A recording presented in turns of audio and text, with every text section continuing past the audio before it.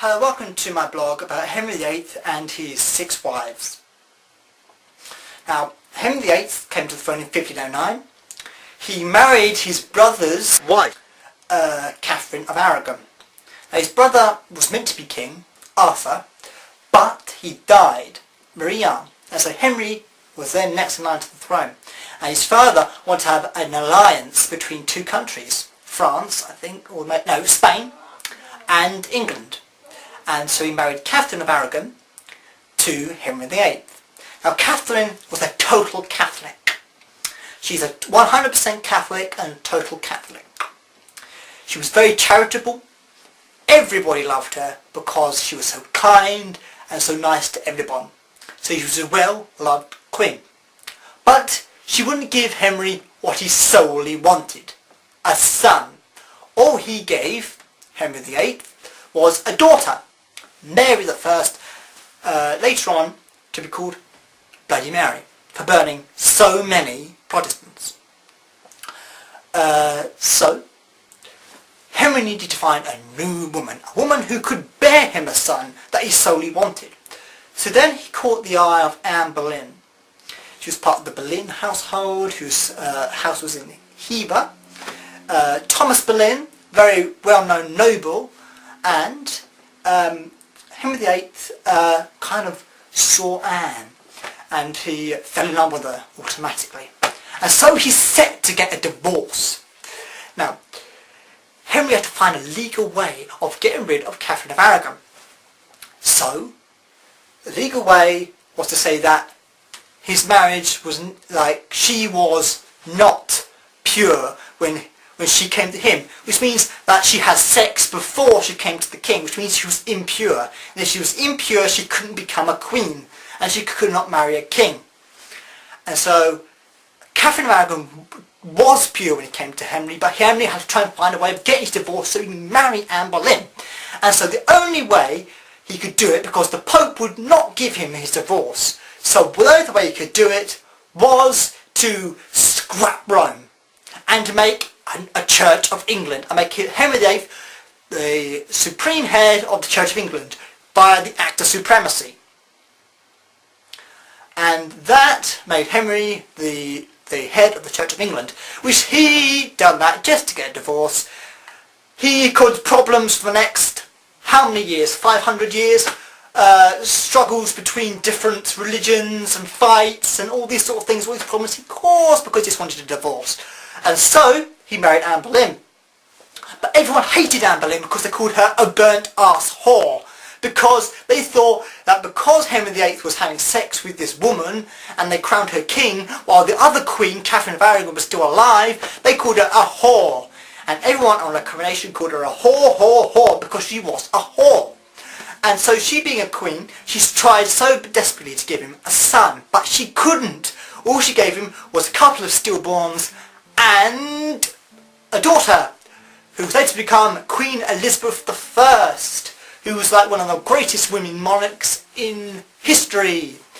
And so Henry VIII said, no, she's not giving me a son, I don't want her anymore, I want a new wife. And so Cromwell and the others try to find a way of getting rid of her. And they go around by manipulating her servants and her ladies-in-waiting by saying she's having affairs with other people.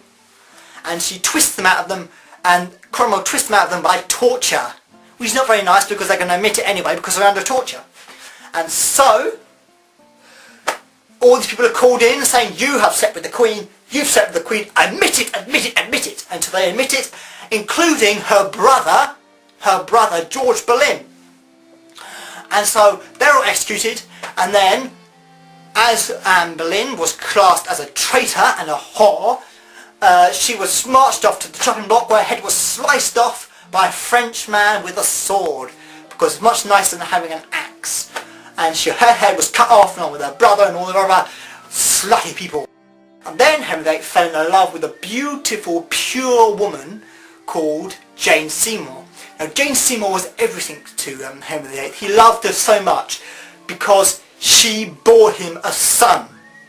And she actually got a son, but unfortunately she died afterwards, and Henry VIII was so distraught that his beloved Jane Seymour, who was so pure that she died.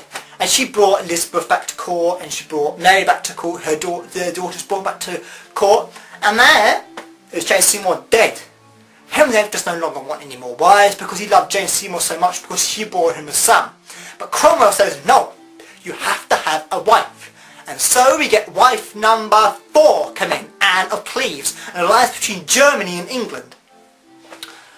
And he marries Anne of Cleves, but Henry says she looked like a horse. Nay! And so he didn't want her.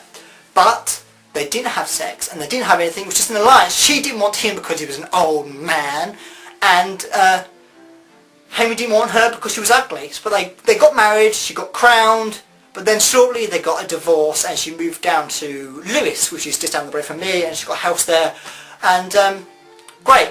But then other people interfere and say, no, you've got to have another wife. And so they bring a Catholic in, a Howard. By this time, Cromwell's been had his head cut off for daring to show Anne of Cleves to Henry and getting married to him, and now got confused. And then we got the Howards come in. Now they think we have a Catholic. If we have a Catholic and make everything back again, good again, because we have Catholics back in there again. No, but she's 17 I think, or less, 15. And then she don't want to have sex with this old man. She's a beautiful young girl. She's got a youth ahead of her. Why would she want to stay with this old man who's impotent? He can't have sex anymore because he's so old and his whole leg has got gangrene. So how can he have sex? He can't. So she needs to get her flirting elsewhere. So she goes to another noble and they have sex lots of times. And then she's cast as a slut. She's a whore because she's having sex behind the king's back. She's found. She screams, and then she gets her head cut off because she's a traitor to the king. Then after that, after Henry's so distraught because he killed Catherine Howard, he then moves on to another wife, Catherine Parr.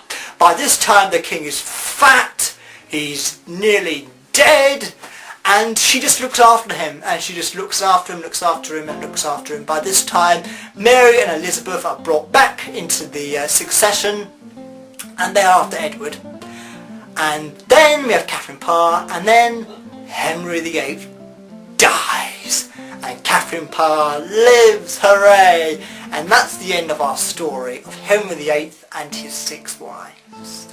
I hope you've enjoyed this educational blog. Thank you! They're hot.